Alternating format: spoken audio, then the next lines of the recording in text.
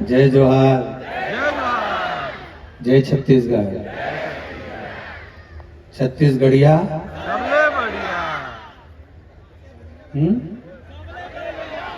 जम के जरा छत्तीसगढ़िया। मंच पर विराजमान परम पूज्य संत शिरोमणि महामंडलेश्वर संत साधु सन्यासी तपस्वी साधक उपासक सभी राजिम कुंभ में पधारे पवित्र संतों के पवित्र मन में विराजमान पवित्र राम जी के चरणों को और उनके पावन चरणों को दंडवत प्रणाम करता है। मंच पर विराजमान माननीय मुख्यमंत्री जी, मंच पर विराजमान सभी प्रशासनिक अधिकारी जी, मंत्रिमंडल से श्री ब्रजमोहन अग्रवाल जी, जो लगातार पूज्य गुरुदेव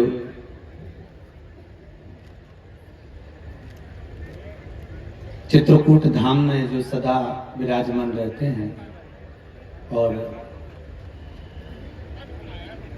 आप और हमारे बीच में बहुत सुंदर उद्बोधन अभी जिन्होंने दिया। निरंतर अग्रवाल जी के फोन आते रहे कि इस राजीव कुंभ में सुंदर आना है। पहली बार राजीव आना हुआ और ये जो नजारा देखने को मिला है, ऐसा लगता है ये प्रयाग और हरिद्वार से कम नहीं है।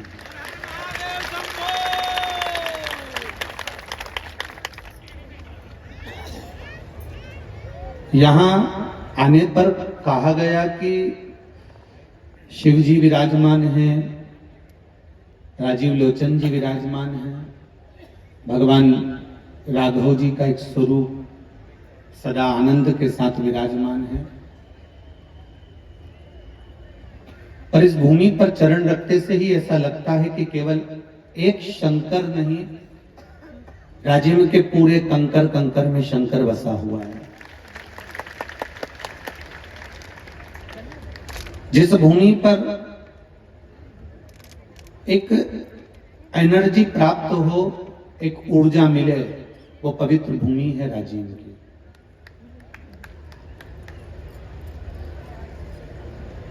मैं यहां पर बहुत सारे पत्रकार बंधु, बहुत सारी सोशल मीडिया वाले विराजमान हैं। श्री ब्रजमोहन अग्रवाल जी ने तो एक बीड़ा उठाया था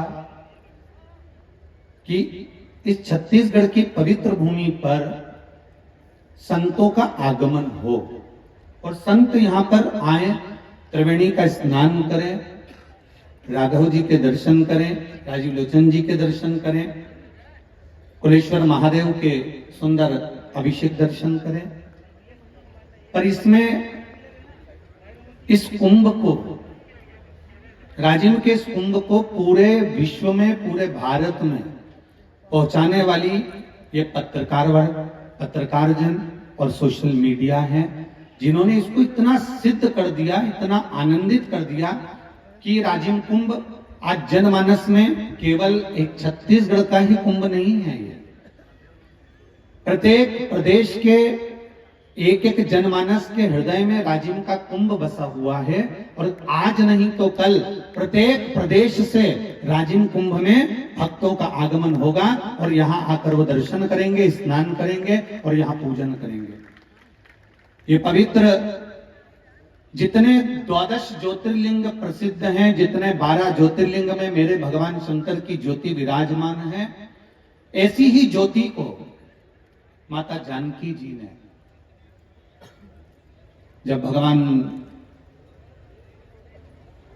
राम जी महाराज, आप सभी के स्मरण में होगा कि मेरे राघव अवध से जब चले थे और लंका तक जब पहुंचे थे, तो मेरे राम जी ने, जहां मेरे राम जी रुकते थे वहां पर एक शिवलिंग का निर्माण करते थे, पार्थिव शिवलिंग का, और उसका निर्माण कर उसकी पूजन करना, एक लोटा जल उन पर समर्पित करना। शायद आपके स्मरण में नहीं होगा कि राम जी का एक संकल्प अयोध्या से बहुत भारी था। उस संकल्प के बारे में सोचकर माता कौशल्या जी भी दुखी होती थी। केवल वो संकल्प साधारण नहीं था, मेरे राम जी का एक संकल्प सबसे प्रबल था। राम जी जो संकल्प लिए थे कि जब तक मैं प्रतिदिन भगवान शंकर को 1 लोटा जल समर्पित नहीं कर लेता तब तक कंदमूल फल भी नहीं खाऊंगा। ये राघव जी का संकल्प था, ये राम जी का संकल्प था। माता कौशल्या से जब माता कौशल्या जी के चरणारविंद को राघव जी नमन करते हैं और राघव जी नमन कर कर जब विनती करते हैं माता कौशल्या जी से कि मैं यहां से जा रहा हूं, मां मैं यहां से जा रहा हूं। माता कौशल्या जी उनको आशीर्वाद देकर विदा करती हैं। दशरथ बाबा उनको आशीर्वाद देकर विदा करते हैं। माता कैकेयी के चरणारविंद छूकर, माता सुमित्रा जी के चरणारविंद छूकर विदा करते हैं। माता कौशल्या दौड़ती दौड़ती दरवाजे तक पहुंचती हैं। जिस दरवाजे के बाहर से जब वो देखती हैं कि कैकेयी और दशरथ बाबा जहां विराजमान हैं, उसी द्वार पर से माता कौशल्या जी राघव जी को आवाज लगाती हैं और आवाज लगाकर कहती हैं, राघव तुम जा तो रहे हो पर कौन तुम्हारा साथ होगा, कौन तुम्हारा साथ देगा? जंगल में बहुत सारे हिंसक पशु पक्षी होंगे, जानवर होंगे, बहुत तकलीफें आएंगी, वो कौन झेलेगा, वो कौन देखेगा, वो कौन समझेगा? तब मेरे राघव जी ने माता के हृदय को जानकर कहा, मां यहां से जाते हुए अवध की मिट्टी को साथ लेकर जा रहा हूं, अयोध्या की मिट्टी को मैं साथ लेकर जा रहा हूं और ये अयोध्या की मिट्टी मेरे साथ में है और मां केवल ये मिट्टी मेरे साथ में इसलिए लेकर जा रहा हूं कि मैं वापिस आऊंगा ना,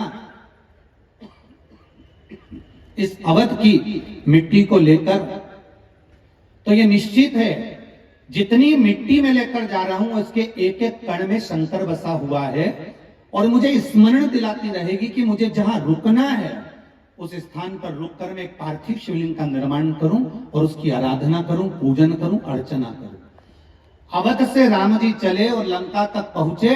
उस बीच में आप राम पथ गमन बनाया गया है भारत की सरकार द्वारा, और भारतीय सरकार के द्वारा जो राम पथ गमन बनाया गया, बड़ा सुंदर राम पथ गमन बनाया गया।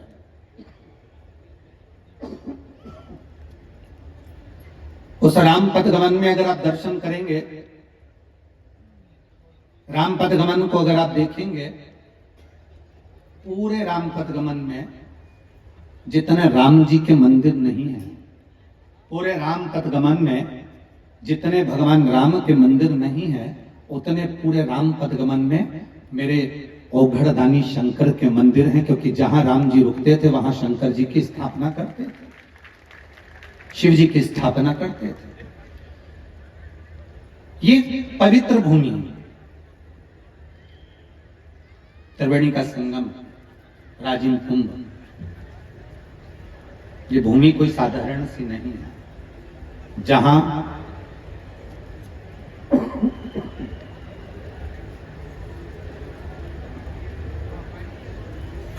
जहां पर माता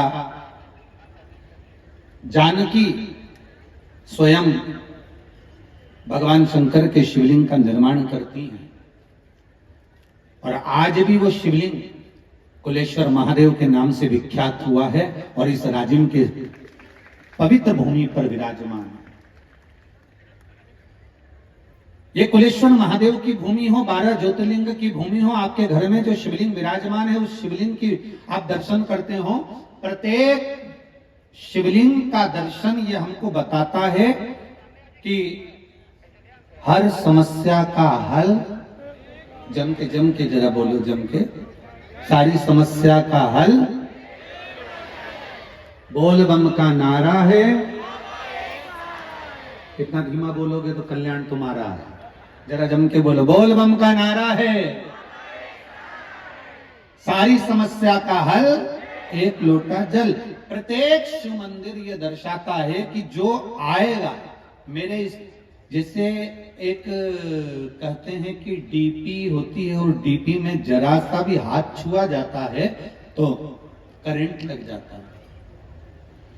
शिव महापुराण की विदेश्वर संहिता कहती है भगवान शंकर का जहां शिवलिंग विराजमान है उस शिवलिंग पर जब हम जल समर्पित करते हैं, उसका जल चढ़ाते समय हमारे हाथ में तांबे का पात्र होता है, एक लोटा होता है, और जल को जब छूता है तो हमारे अंदर एक बल, एक एनर्जी, अपने आप एक ऊर्जा प्राप्त होती है।